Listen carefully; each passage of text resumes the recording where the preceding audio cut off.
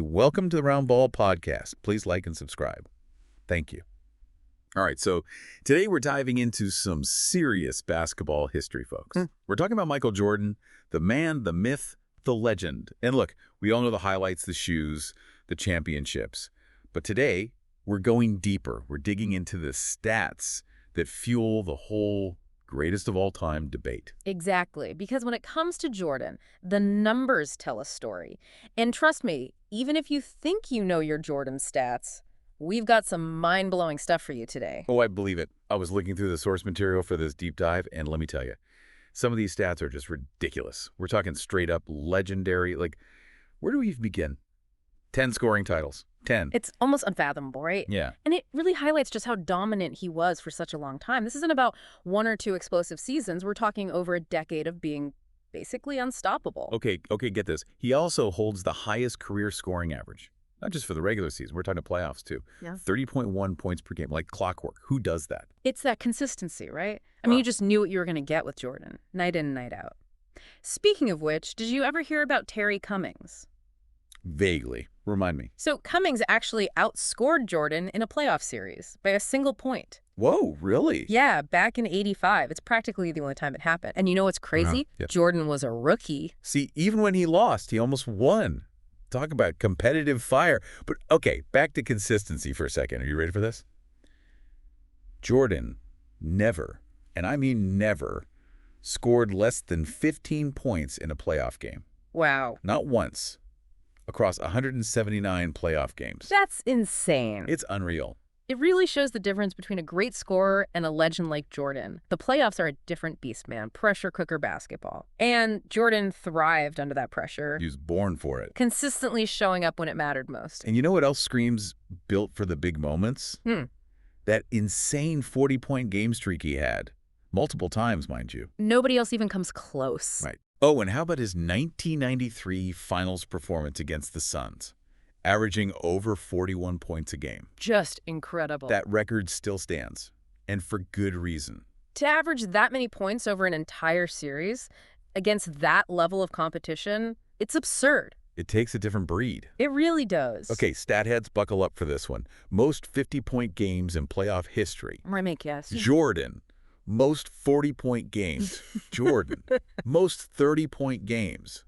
You guessed it, Jordan. We're talking numbers that make other all-time greats look like they're playing a different sport. No doubt. It really puts into perspective just how dominant he was on offense. I mean, you're talking about LeBron, Kobe, incredible scorers in their own right. But even they had far more off nights than Jordan. Yeah. Jordan was relentless, like a machine programmed to score. A scoring machine. Exactly. It's almost funny. Like, at a certain point, you just got to laugh at how many scoring records this guy holds. But here's the thing that gets me. Scoring, it's really just the tip of the iceberg when it comes to Michael Jordan. You're preaching to the choir. People forget. Maybe they never even knew. This guy was also considered one of the best defensive guards of all time. Seriously. I mean, a guy won Defensive Player of the Year in 1988, the same year he won the scoring title. Can you name another player who can claim that? I'll wait. Crickets. And it's more than just those accolades. It wasn't just about racking up steals or blocks. Though, let's be real, he had plenty of those too. It was his intensity. Yeah. That ability to just shut down an opponent's entire game plan. Oh, completely. He dominated on both ends of the court, no question. Okay, try to wrap your head around this. 131 blocks in that 88 season, most ever by a guard. And get this, he's the only guard with multiple 100-plus block seasons. You're kidding. Nope. The man was a wall. A defensive wall, for sure. And you know what really set him apart? What's that? It wasn't just physical gifts, though those obviously helped. Yeah. It was his basketball IQ. The way he anticipated plays, forced turnovers. It was like he was always one step ahead. Reading his opponents like a book. Exactly, and that's what made him so dangerous. He wasn't just playing defense, he was getting inside his opponents' heads, forcing them to make mistakes. He controlled the entire flow of the game. Like that time he got 8 steals in one half against the Celtics. 8 in one half. A legendary. It's like he was toying with them at that point. Exactly. And, this is where we get to a really interesting part of his career. The 1989 point guard experiment. For a brief period, he basically ran the point for the Bulls. And didn't just run the point, he excelled. averaged over 30 points, 10 assists, and 9 rebounds. Challenges that whole perception of Jordon as a pure scorer. Completely. This guy was a complete basketball player capable of doing it all. Seriously. He had 7 games with double-digit assists in that single playoff run. To put that in perspective, Kobe Bryant had 9 in his entire playoff career. It's mind-boggling, really. It really is. And it makes you think. Jordan could have been an absolutely dominant passer if he'd wanted to, but he was a team player first, always willing to adapt his game to what the team needed. Which, honestly, that speaks volumes about his understanding of the game. 100%. It's like he just knew exactly what he needed to do to win, whether it was scoring 50 points or dishing out 10 assists. Precisely. And that's what makes those GOAT debates so tricky, you know? It's not just about raw talent. It's about how you utilize that talent to elevate your team, to win championships. And when it comes to winning, Jordan's resume speaks for itself. It really does. But it's funny, right? Even with all these incredible achievements, there were still those who try to downplay his greatness. I've heard it all. He wasn't a team player. He didn't make his teammates better. Which is just ridiculous. I mean, come on. We just talked about his time as a point guard, dishing out dimes like it was nothing. But even beyond that, you don't win 6 championships without making your teammates better, without elevating their game. And anyone who watched Jordan play, they knew he inspired those around him. He made them want to be great. That's the thing about Jordan. You're right. There's a reason why so many of his former teammates talk about him with such reverence. He pushed them, challenged them, and ultimately helped them achieve a level of success they might not have reached on their own. 100%. And, you know, that's something you can't really quantify with stats, that intangible leadership quality, the ability to inspire and elevate those around you. For sure. But it's a crucial part of what made Jordan so special. Couldn't agree more. Okay, so we've talked about his scoring, his defense, his leadership, but let's talk about the elephant in the room, the GOAT debate. The big one. Right. It's a topic that's been debated endlessly. Endlessly. By fans, analysts, everyone. So where do you stand on this whole thing? Honestly, as I said before, crowning a definitive GOAT is always going to be subjective. There are so many factors to consider, different eras, different playing styles. But I will say this. When you look at the totality of Jordan's career, the stats, the championships, the impact on the game, it's hard to argue against him. He was the most dominant player of his era and arguably of all time. You know, for me, it's not even just about the championships or the individual accolades. It's about the way he did it, the intensity, the passion, the unwavering will to win. It was like he was playing every game with something to prove. 100%.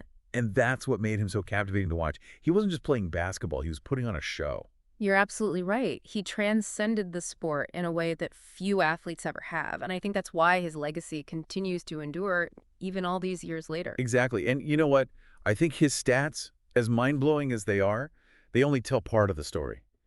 To truly understand Michael Jordan's greatness, you have to look beyond the numbers. You have to watch the games, feel the energy, witness the sheer dominance firsthand. Couldn't agree more. The numbers are a great starting point, but they don't capture the full essence of what made him so special. Right. He was more than just a collection of stats. He was an icon, a global phenomenon, and, in my book at least, the greatest basketball player to ever grace the court. Well said. So, we've covered a lot of ground, folks, but I think it's clear. When it comes to the numbers, Jordans are in a league of their own. No doubt about it. And it's not just the volume, right? It's the way he scored. Consistently, efficiently, clutch. Exactly. He didn't just put on a show in the regular season. He turned it up in the playoffs, when the pressure was at its highest. That's what separates the good from the greats. And speaking of separating, we can't forget about the other aspects of his game, the defense, the playmaking. Oh, absolutely. This wasn't just a one-dimensional score. Not even close. Defensive Player of the Year, A&D leading the league in scoring in the same year. Come on now. Absurd. And the point guard stint, even though it was brief, yeah, it just shows you he had the skills to dominate in that role too. Makes you wonder, what if? What if he came into the league in a different era, one that prioritized ball movement and assists even more? Right. Would we be talking about him as the all-time assists leader? It's a fascinating thought. It really is. But hey, at the end of the day, the GOAT debate, it's always going to be subjective. Right. To a degree, sure. But I think we can all agree on this, statistically speaking. Michael Jordan's impact on winning, undeniable. Absolutely. Can't argue with the championships. Exactly. And while the stats paint a picture, I do. to truly understand his greatness, you got to go beyond the numbers. You got to watch the games. No substitute for seeing it firsthand. Feel the intensity. Witness the competitive fire. That's what made Jordan, Jordan.